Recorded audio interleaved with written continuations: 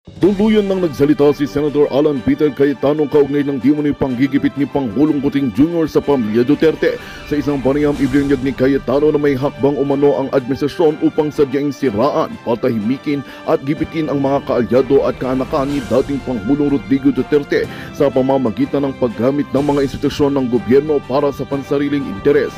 Ayon kay Cayetano, malinaw na may nagaganap na manipulasyon sa batas at mga proseso upang hadlangan ang impluwensya ng mga Duterte sa politika.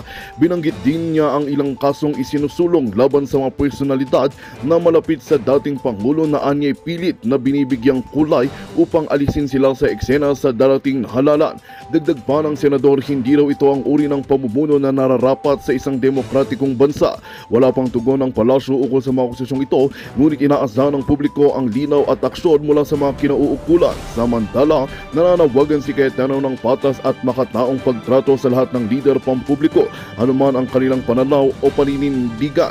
Patuloy naming babantayan ang isyong ito at ihahatid ang mga pinakabagong detalye dito lamang sa aming himpilan. At yan na ang balitang ating pakakatutukan. Ngunit bago ang lahat, siguraduhin mag-subscribe at i-hit ang notification bell para sa patuloy na pagtutok sa mga sulap ng bagong balita dito lamang sa tunay na boses ng masa.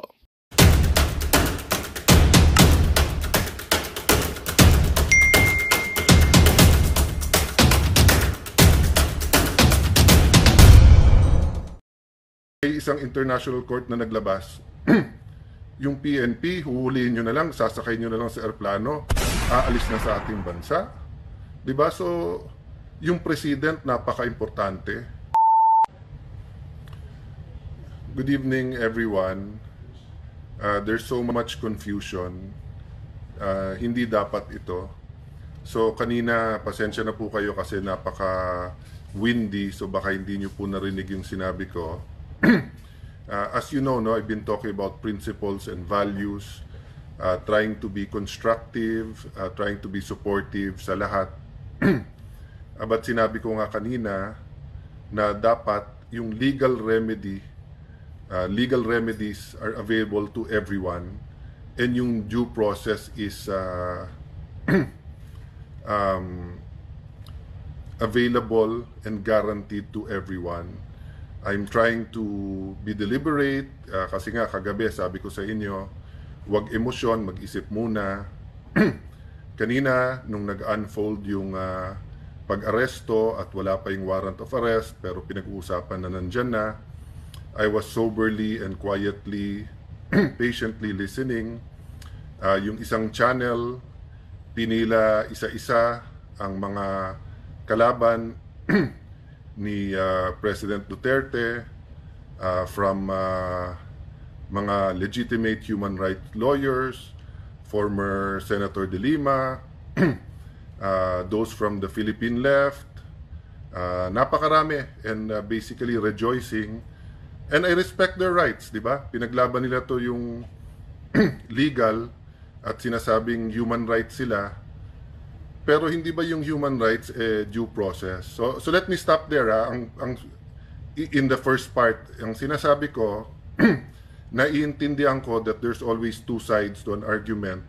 And when you go to court, kung ano man korte yon, quasi-judicial, when you go to a fiscal, when you go to an international court, precisely nga kasi hindi kayo magkasundo.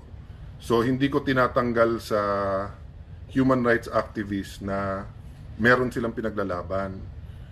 Sa part 1, ito yung part 2. Yung isasakay siya sa aeroplano na may petition siya sa Supreme Court at walang Philippine court na nagsasabing dapat siyang i-extradite or i-surrender sa Hague. Anong nangyari? Anong nangyari sa inyong mga human rights advocates? No? Hindi ko nilalahat kayo sa Ateneo Human Rights, alam niyong mahal ko kayo. Part ako niyan. Sa Supreme Court, marami tayong pinaglaban. Pero tama ba yon? Sasakay na lang siya sa aeroplano tapos dadalhin doon. May petition siya sa Supreme Court. Walang korte, may isang korte sa Pilipinas na verify muna yung warrant of arrest na yan. Hindi ba nangyari na sa atin dati yan na may extradition from the US at nilitigate pa dito? So, yung po ang sinasabi ko kanina na pray for the country, we're in a crossroad. Pray for the PNP, pray for our courts, pero may pinaka-minimum. Ang pinaka-minimum is due process and letting everyone avail of the legal remedies. Hindi pwedeng may korte sa ibang bansa, huhulihin mo tapos isasakay mo na lang sa eroplano. So, eto po tanong ko sa inyo, paano kung sitting Supreme Court Chief Justice, sitting Speaker, sitting Senate President, sitting Cabinet Member, sitting President ng ating bansa, may isang international court na naglabas, yung PNP, huhulihin nyo na lang, sasakay nyo na lang sa eroplano, aalis na sa ating bansa. Diba? So, yung President, napaka-importante kung anong pinapakita natin sa lahat. So, sa akin, I continue to pray tonight. I appeal to everyone involved. Sinabi natin sa lahat, mahinahon, wag mapusok ang damdamin. Pero hindi ibig sabihin no, na pabayaan na lang natin kung may injustice na nangyayari. So, yun ang challenge ko ngayon sa mga human rights advocates. Hindi ba, nung nasa DFA ako, kahit we disagree, pinaglalaban ko na makapagsalita kayo sa mga foreign, sa mga ibang bansa, sa mga embassy, sa human rights sa Geneva. Winelcome namin kayo. Sinabi ko sa mga embassy doon, kahit we don't agree, pasalitain sila. O, di ba may due process? So, I understand na happy kayo na may warrant of arrest. Happy din kayo na makakasuhan and the former president will now have to face that.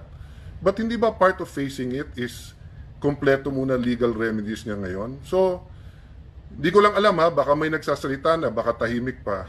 Tinitignan ko sa TV bago ako umalis kasi meron pa akong taping at appointment tonight. Tinitignan ko walang mga human rights na nagsasabing tama yung warrant of arrest pero sandali lang, mali na sinakay nyo na lang sa airplano at padadala nyo sa ibang bansa. Yung ang PNP pagka may hinuli, di ba, na aktivista, sabay-sabay na lahat ng mga human rights activists na ba't nyo hinuli, give them kailangan may abogado sila, kailangan due process, nabasahan sila and everything ganyan, no? So kanina binasahan ng Miranda rights, may warrant of arrest, so okay yon. Pero yung isasakay mo sa airplano, anong korte sa Pilipinas ang nag-order nun, di ba? So fellow lawyers, it doesn't matter if we're pro-admin, pro-Duterte, neutral, etc. Ang pinag-uusapan na dito, ano yung batas ng Pilipinas. And ako personally, I'm so uncomfortable. I'm much more than that, but I'm just trying to maintain my cool na pwede talagang a foreign court will order, tapos arestuhin mo dito. Sige, sabihin mo pwede yon, but hindi ka pwedeng pumunta ng korte at hindi pwedeng i-sort out muna ng korte yon. Bigla mo na lang isasakay sa airplano. No wonder si Kitty, sabi niya, this is the plane na kinidnap yung yung tatay ko, di ba? Pag sinabi mong kidnap, I'm not talking about the legal term, yung colloquial term, no? Yung ordinary meaning ng Pilipino.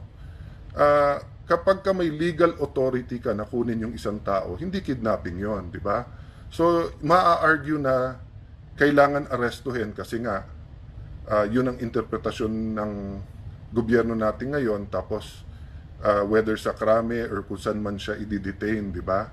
Pero yung hindi mo binigyan ng 24 hours yung kanyang mga legal counsel na questionin to sa korte. So no wonder yung bata kidnapping ang tawag, and I think many Filipinos will interpret it that way, no? So hindi ako pwedeng hindi magsalita kasi parati namin sinasabi sa aming show Cayetano in Action with Boy Abunda na yung tama, tama. Yun din ang turo ng tatay ko, yung tama, tama. Yun din ang nasa Biblia, kung anong tama ay tama. So I don't feel that I have to speak on all legal issues, and I really try to be supportive of each and every administration because I know mahirap maging nasa administrasyon, di ba? But, at saka napakahirap po i-defend yung hindi natin kasundo, hindi natin kabate, yung lalo kung parati ka inaalas ka and everything. But ano ba yung bare minimum, di ba? Yung bare minimum is yung karapatan nung kalaban mo respetuhin at may karapatan siyang tumakbo sa korte. So I'll end there, but I hope no na may nakikinig pa tayong lahat. I believe that lawyers are officers of the court. Yun ang turo sa atin sa law school. I don't think may pumapasok naman sa law school na hindi idealistic. Lahat naman tayo halos gumagraduate ng idealistic. Tapos nagiging practical pag nagpa-practice na, nasa gobyerno, nasa business. But there are times that we just have to stand up for what's right. And we have to echo that para malinaw sa lahat. So, kailangan malinaw sa DOJ, sa PNP, sa militar. Kailangan malinaw po sa practicing lawyers, malinaw sa mga businessmen, malinaw sa mga anak natin, kahit 7-year-old yan, grade 1, grade 5. Na sa Pilipinas, pagka may nag-accuse sa'yo, you can go to court. Pagka hindi malinaw, katulad ngayon, there's so much confusion, you have a court, you have a system that's working, that you can go to and you can run to, and you give them reasonable time. Di naman namin sinasabi na 15 days, 30 days, 2 months, hindi nag-action yung korte. Huwag niyong gawin yung tama, yung dapat tingin yung tamang gawin, di ba? Pero yung kalilipad lang galing dito, yun nga, 80 years old, kailangan ng medical attention, tumakbo na yung mga lawyers sa korte, bigla niyong isasakay sa aeroplano, tapos dadalhin niyo na sa Hague. I mean, alam ko serious yung charges. Isa po ako sa nagtanggol dyan at isa po ako sa who listen to criticism, and I also criticize behind closed door, and I also drew the lines, no? Having said that, there was always a court to go to, and there was always palitan ng kuro-kuro, palitan ng ideas, palitan ng akusasyon para mapag-usapan, 'di ba? So si President Duterte, former President Duterte, iba magsalita sa human rights. Ako, I've always respected you. Kahit magkabila sa politika, I've always said that trabaho nyo yan. Kahit yung tatay ko noon, ang daming mga controversial cases, yung ibang human rights lawyers, ite-take nila kahit na ang baho-baho, kahit ang galit na galit yung tao doon sa accused, meron abogado, I have to defend their rights. At tinuruan niya ako na respetuhin mo yung mga yan, Alan, kasi kailangan may magtanggol ng basic rights nila. So, pinakasimple lang sa akin, hindi ba basic right ng kahit sinong Pilipino, much more a former president, di ba? Hindi ba basic right niya naman na he can go to court and ask the court to interpret bago nating gawin? Paano po kung 1,000 ang gustong ipadampot ng ng ICC na yan? So, 1,000 eroplano na ba ang nakahanda para ilipad isa-isa at hindi na pwedeng pumunta sa korte? Baka sabihin nyo sa inyo na absurd naman yung sinabi mo, Kuya Alan. Hindi po, sa debate po may tinatawag na argumentum ad absurdum. You bring the argument to the absurd para nga you can assess kung yung ginagawa mo tama, di ba? So let me pose that question. If the ICC now orders the arrest of the whole Supreme Court, they order the arrest of the whole Congress or Senate, they order the arrest of a sitting president, will we now arrest them and put them on a plane and send them there? Sabihin nyo, absurd, hindi So nung 2022 halimbawa, nung bago yung administrasyon, you have 2 congresses who supported PRD. You have the Supreme Court na karamihan at that time was appointed by PRD. 'Di ba? May mga court, may mga cases na So pwedeng sabihin ng ICC, sama-sama kayong lahat. 'Di ba? So yun yung isa na absurd ba yon? But that can happen, 'di ba? O secondly, yung sinabi ko, hindi matataas na tao pero marami. Let's say they suddenly send na 200 names of PNP or former PNP, 100 from PDEA, they send you 200 names from the AFP, they send you names from the cabinet, etc. So 500 yan, 1,000. Arestuhin natin sabay-sabay yan, tapos hindi natin hihintayin sabihin ng korte, doon na lang sa Hague. Lumaki po ako na alam ko po yung saying, sa presinto ka na magpaliwanag. Pero may bago na ngayon, sa Hague ka na magpaliwanag. Mahirap po magpaliwanag sa Hague. At anong gagawin ng embassy doon after makita yung nangyari dito?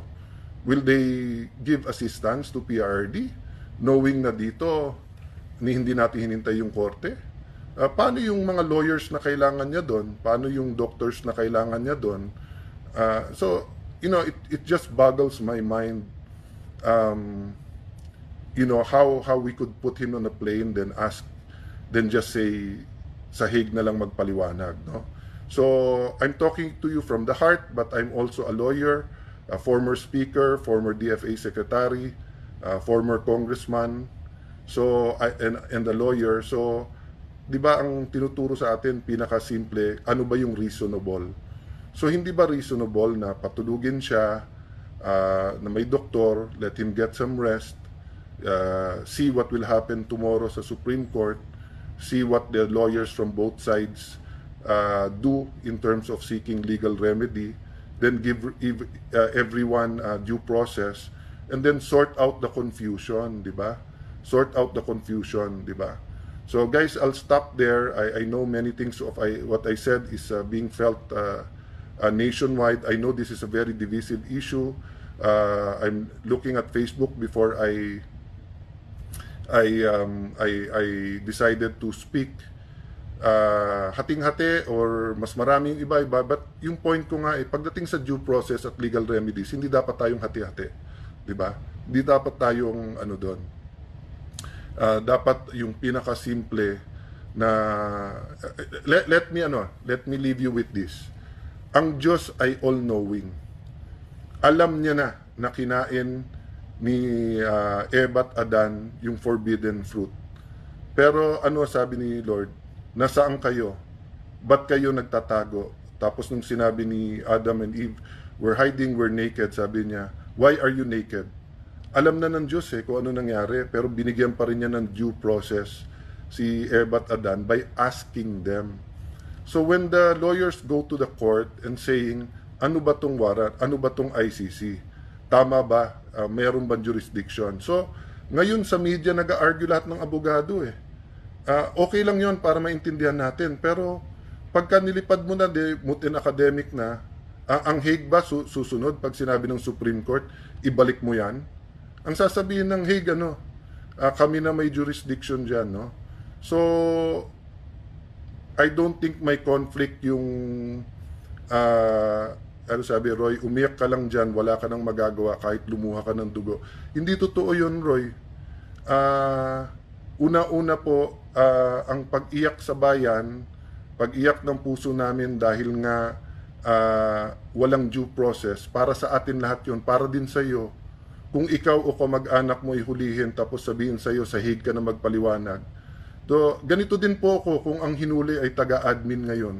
Ganito din po ako kung ang hinuli ay kalaban namin sa Taguig. Siguro wala lang ganitong public attention dahil hindi natin papansinin lahat, di ba? Patunayan kung mali, simple lang po.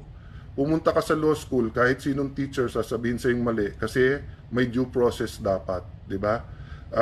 Due process, there is no power in this world that is above isang due international process. court Not na the naglabas. United States of America, Yung not PNP, the United huhulihin nyo Nations, na lang, sasakay nyo na lang not sa aeroplano, NATO, aalis na not sa the ating ICC. bansa. Sabi ko nga sa inyo, Diba? ang So, God above yung us. president, Pero napaka-importante. Good evening, everyone.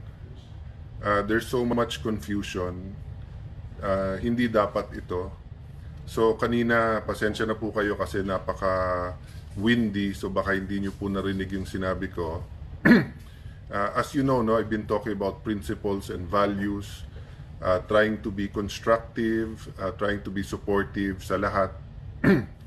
But sinabi ko nga kanina na dapat yung legal remedies are available to everyone, and yung due process is available and guaranteed to everyone. I'm trying to be deliberate kasi nga kagabi sabi ko sa inyo, huwag emosyon, mag-isip muna. Kanina nung nag-unfold yung pag-aresto at wala pa yung warrant of arrest pero pinag-uusapan na nandyan na, I was soberly and quietly, patiently listening. Yung isang channel, pinila isa-isa ang mga kalaban ni President Duterte, from mga legitimate human rights lawyers, former Senator De Lima, those from the Philippine left, napakarami, and basically rejoicing. And I respect their rights, di ba? Pinaglaban nila to yung legal at sinasabing human rights sila. Pero hindi ba yung human rights due process? So let me stop there. In the first part, ang sinasabi ko, naiintindihan ko that there's always two sides to an argument. And when you go to court, kung ano man korte yon, quasi-judicial, when you go to a fiscal, when you go to an international court, precisely nga kasi hindi kayo magkasundo. So hindi ko tinatanggal sa human rights activists na meron silang pinaglalaban. Sa part 1, ito yung part 2. Yung isasakay siya sa eroplano na may petition siya sa Supreme Court at walang Philippine court na nagsasabing dapat siyang i-extradite or i-surrender sa Hague. Anong nangyari? Anong nangyari sa inyong mga human rights advocates? No? Hindi ko nilalahat kayo sa Ateneo Human Rights, alam niyong mahal ko kayo. Part ako niyan. Sa Supreme Court, marami tayong pinaglaban. Pero tama ba yon? Sasakay na lang siya sa aeroplano tapos dadalhin doon. May petition siya sa Supreme Court. Walang korte, may isang korte sa Pilipinas na verify muna yung warrant of arrest na yan. Hindi ba nangyari na sa atin dati yan na may extradition from the US at nilitigate pa dito? So yung po ang sinasabi ko kanina na pray for the country, we're in a crossroad, pray for the PNP, pray for our courts, pero may pinaka-minimum. Ang pinaka-minimum is due process and letting everyone avail of the legal remedies. Hindi pwedeng may korte sa ibang bansa, huhulihin mo tapos isasakay mo na lang sa eroplano. So, eto po tanong ko sa inyo. Paano kung sitting Supreme Court Chief Justice, sitting Speaker, sitting Senate President, sitting Cabinet Member, sitting President ng ating bansa, may isang international court na naglabas, yung PNP, huhulihin nyo na lang, sasakay nyo na lang sa eroplano, aalis na sa ating bansa? Diba? So, yung president napaka-importante kung anong pinapakita natin sa lahat. So, sa akin, I continue to pray tonight. I appeal to everyone involved. Sinabi natin sa lahat, mahinahon, wag mapusok ang damdamin. Pero hindi ibig sabihin no, na pabayaan na lang natin kung may injustice na nangyayari. So, yun ang challenge ko ngayon sa mga human rights advocates. Hindi ba nung nasa DFA ako, kahit we disagree, pinaglalaban ko na makapagsalita kayo sa mga foreign, sa mga ibang bansa, sa mga embassy, sa human rights sa Geneva. Winelcome namin kayo. Sinabi ko sa mga embassy doon, kahit we don't agree, pasalitain sila. O, di ba may due process? So, I understand na happy kayo na may warrant of arrest. Happy din kayo na makakasuhan and the former president will now have to face that. But hindi ba part of facing it is kompleto muna legal remedies niya ngayon? So, di ko lang alam baka may nagsasalita na, baka tahimik pa. Tinitignan ko sa TV bago ako umalis kasi meron pa akong taping at appointment tonight. Tinitignan ko walang mga human rights na nagsasabing tama yung warrant of arrest pero sandali lang, mali na sinakay nyo na lang sa airplano at padadala nyo sa ibang bansa. Yung ang PNP pagka may hinuli, di ba, na aktivista, sabay-sabay na lahat ng mga human rights activists na ba't nyo hinuli, give them kailangan may abogado sila, kailangan due process, nabasahan sila and everything ganyan, no? So kanina binasahan ng Miranda rights, may warrant of arrest, so okay yon. Pero yung isasakay mo sa aeroplano, anong korte sa Pilipinas ang nag-order nun? Di ba? So, fellow lawyers, it doesn't matter if we're pro-admin, pro-Duterte, neutral, etc. Ang pinag-uusapan na dito, ano yung batas ng Pilipinas. And ako personally, I'm so uncomfortable. I'm much more than that, but I'm just trying to maintain my cool na pwede talagang a foreign court will order tapos arestuhin mo dito. Sige, sabihin mo pwede yon, but hindi ka pwedeng pumunta ng korte at hindi pwedeng i-sort out muna ng korte yon. Bigla mo na lang isasakay sa airplano. No wonder si Kitty, sabi niya, this is the plane na kinidnap yung yung tatay ko, di ba? Pag sinabi mong kidnap, I'm not talking about the legal term, yung colloquial term, no? Yung ordinary meaning ng Pilipino.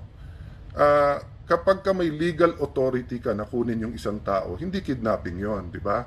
So, maa-argue na kailangan arestuhin kasi nga, yun ang interpretasyon ng gobyerno natin ngayon, tapos whether sa krame or kung saan man siya i-detain, di ba?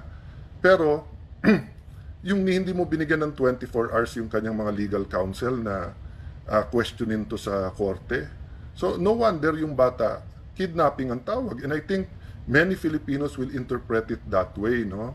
So, hindi ako pwedeng hindi magsalita kasi parati namin sinasabi sa aming show, Cayetano in Action with Boy Abunda, na yung tama, tama. Yun din ang turo ng tatay ko, yung tama, tama. Yun din ang nasa Biblia, kung anong tama ay tama. So, I don't feel that I have to speak on Magandang balita ang hatid namin sa inyo ngayong araw. Sa pagtatapos ng aming balitaan, nagbigay kami ng mga mahalagang impormasyon. Maraming salamat sa pagtutok at pagsuporta sa aming programa. Huwag kalimutang manatili sa mga susunod na araw para sa mga bagong balita at mga kwento na dapat nating abangan. Mula sa Boses ng Masa, magandang araw Pilipinas!